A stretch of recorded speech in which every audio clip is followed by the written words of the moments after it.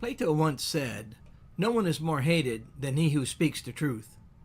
If we really care about our society, about our friends, then there will be times when we must speak the truth, even when we know they don't want to hear it. Recently, a friend did that for me. He lovingly took me aside and shared with me some things I needed to hear. He did this knowing it might not be received well, that our friendship may be hurt or even broken because of it. And I'm thankful he cared enough to share the truth with me. Would you allow your friend to go out in public if you knew his pants were unzipped? Would you allow him to drink something that you knew had been poisoned? These are easy decisions because they won't harm your friendship. But would you talk to them about their immoral behavior if they needed it? Would you tell them the truth if they were in a toxic relationship? That they have a drinking problem, a drug addiction, an out of control temper? That they are lazy and refuse to work? In Genesis chapter 4 and verse 16, the Apostle Paul said, "Have I then become your enemy by telling you the truth?" He was informing the Galatian Christians that false teachers were leading them astray from the true gospel.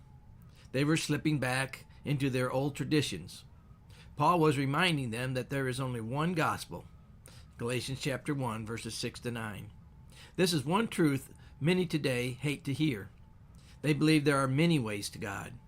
But the truth is there is only one way, and that way is Jesus Christ. John chapter 14, verse 6. Friend, be careful on what you let the world tell you is truth. There are many false teachers in our world that will try to convince you that you can live any way you want and still go to heaven. There are many who teach that God is love and therefore will not punish anyone. There are others that say there is no hell. These are all lies. I say this knowing that some find me offensive and close-minded, but being concerned that you'll damage a relationship should never keep you from saying something that needs to be said. However, telling the truth doesn't give anyone a license to be ugly or mean or to look down their nose.